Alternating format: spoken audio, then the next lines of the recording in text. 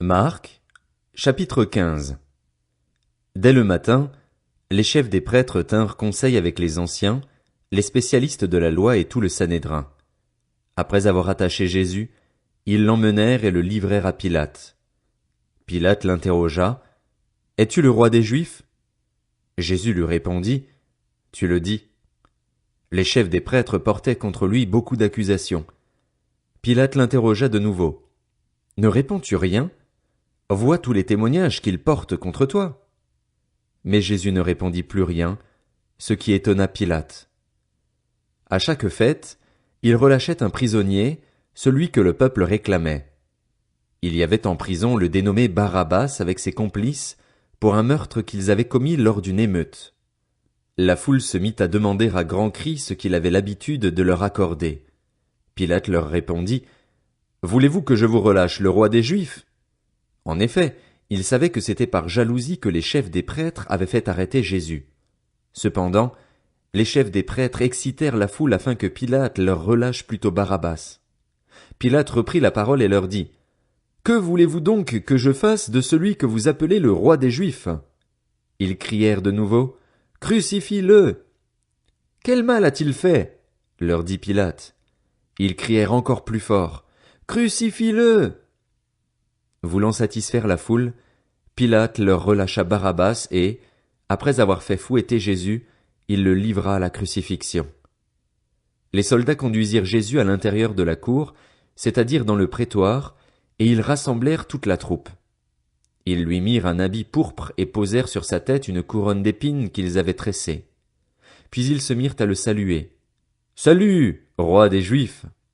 Ils lui frappaient la tête avec un roseau, crachaient sur lui et se mettaient à genoux pour se prosterner devant lui. Après s'être ainsi moqués de lui, ils lui enlevèrent l'habit pourpre, lui remirent ses vêtements et l'emmenèrent pour le crucifier. Ils forcèrent un passant qui revenait des champs à porter la croix de Jésus. C'était Simon de Cyrène, le père d'Alexandre et de Rufus. Ils conduisirent Jésus à l'endroit appelé Golgotha, ce qui signifie lieu du crâne. Ils lui donnèrent à boire du vin mêlé de myrrhe, mais il ne le prit pas. Ils le crucifièrent, puis ils se partagèrent ses vêtements en tirant au sort pour savoir ce que chacun aurait. C'était 9 heures du matin quand ils le crucifièrent. L'inscription indiquant le motif de sa condamnation portait ces mots « Le roi des Juifs ». Ils crucifièrent avec lui 2 brigands, l'un à sa droite et l'autre à sa gauche. Ainsi fut accompli ce que dit l'Écriture, il a été compté parmi les criminels. Les passants l'insultaient et secouaient la tête en disant « Hé, toi qui détruis le temple et qui le reconstruis en 3 jours, sauve-toi toi-même, descends de la croix !» Les chefs des prêtres, avec les spécialistes de la loi, se moquaient aussi entre eux et disaient « Il en a sauvé d'autres et il ne peut pas se sauver lui-même. » Que le Messie, le roi d'Israël, descende maintenant de la croix afin que nous voyions et que nous croyions. Ceux qui étaient crucifiés avec lui l'insultaient aussi. À midi, il y eut des ténèbres sur tout le pays, jusqu'à 3 heures de l'après-midi.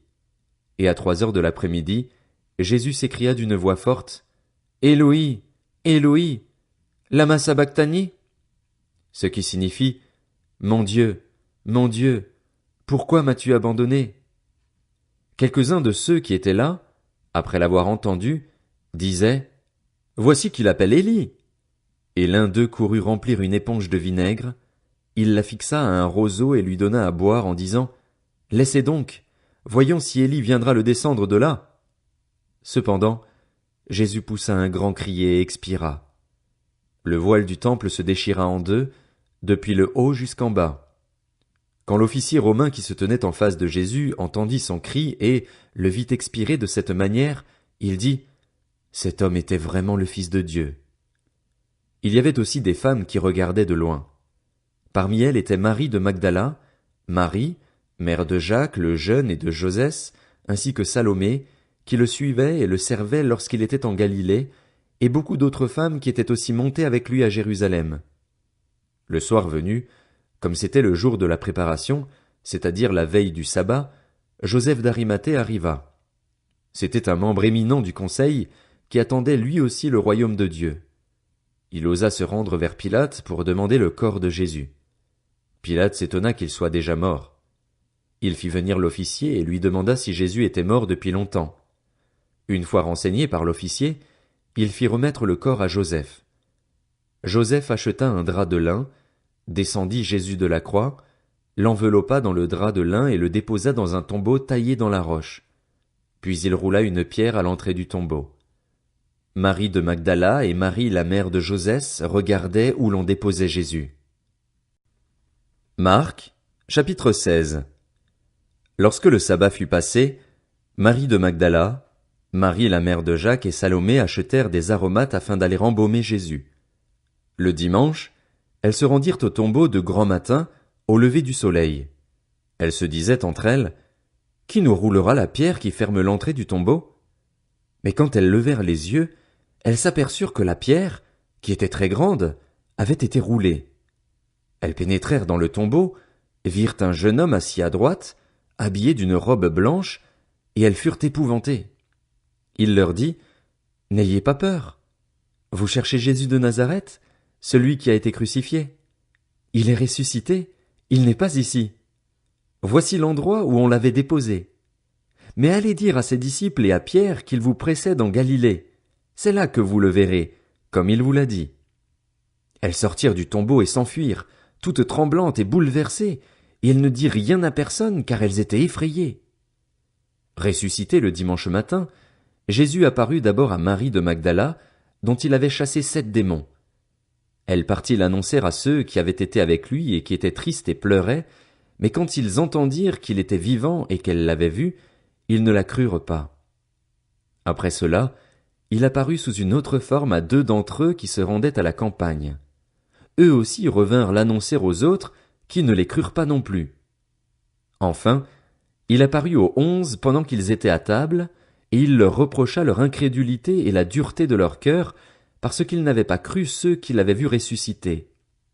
Puis il leur dit, « Allez dans le monde entier proclamer la bonne nouvelle à toute la création. Celui qui croira et qui sera baptisé sera sauvé, mais celui qui ne croira pas sera condamné. Voici les signes qui accompagneront ceux qui auront cru. En mon nom, ils pourront chasser des démons, parler de nouvelles langues, attraper des serpents, et s'ils boivent un breuvage mortel, celui-ci ne leur fera aucun mal.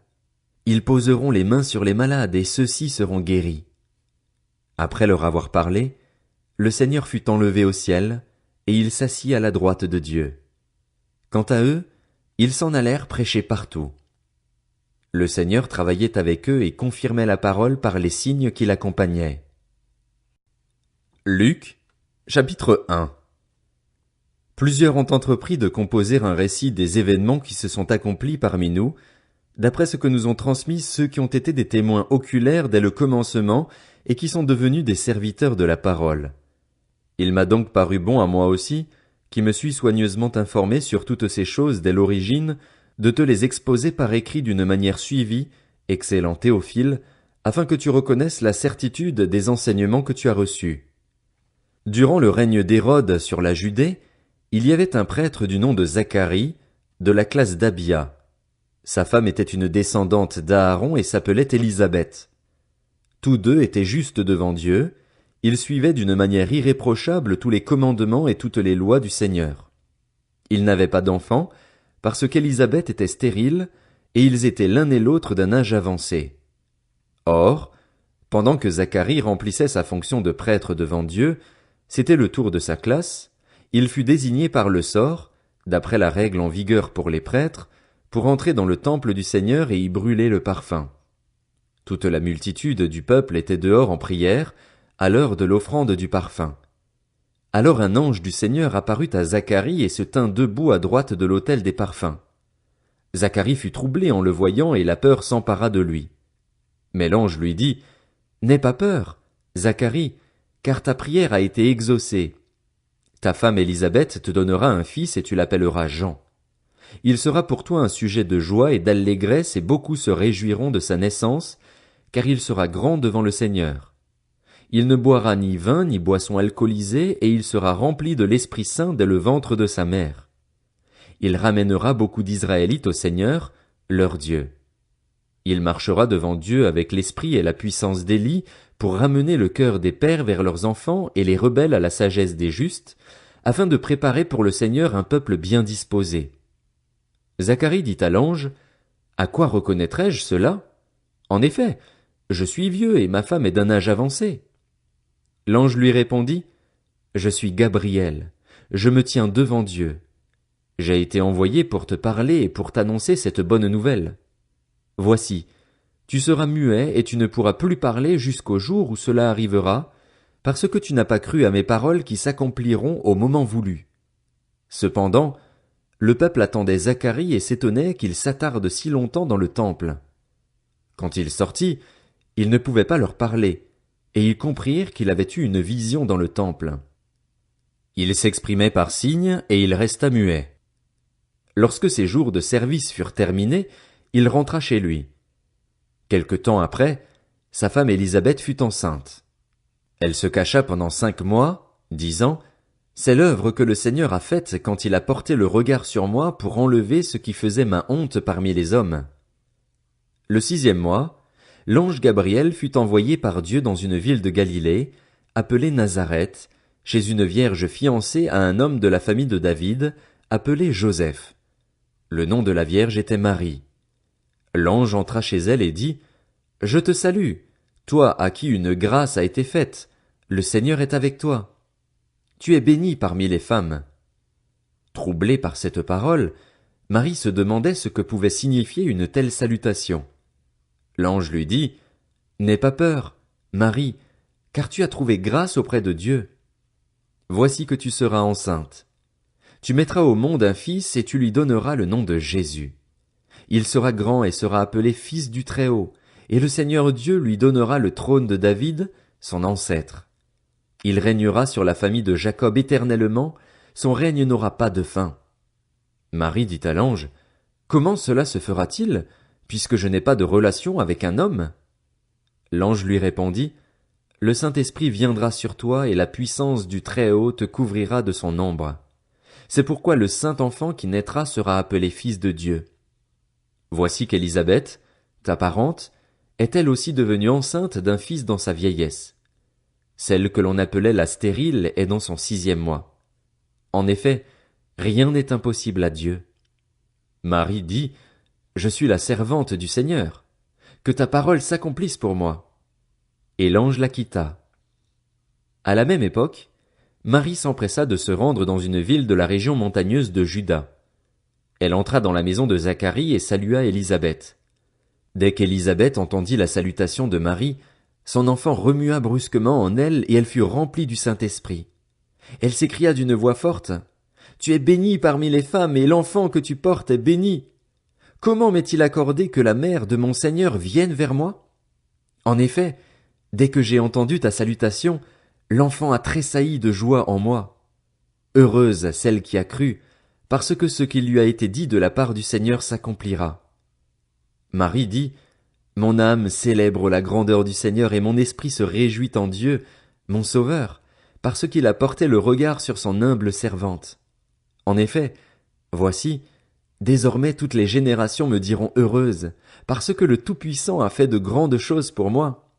Son nom est saint, et sa bonté s'étend de génération en génération sur ceux qui le craignent. Il a agi avec la force de son bras, il a dispersé ceux qui avaient dans le cœur des pensées orgueilleuses. Il a renversé les puissants de leur trône et il a élevé les humbles. Il a rassasié de biens les affamés et il a renvoyé les riches les mains vides. Il a secouru Israël, son serviteur, et il s'est souvenu de sa bonté, comme il l'avait dit à nos ancêtres, en faveur d'Abraham et de sa descendance pour toujours. » Marie resta environ 3 mois avec Élisabeth, puis elle retourna chez elle. Le moment où Élisabeth devait accoucher arriva et elle mit au monde un fils. Ses voisins et ses parents apprirent que le Seigneur avait fait preuve d'une grande bonté envers elle, et ils se réjouirent avec elle.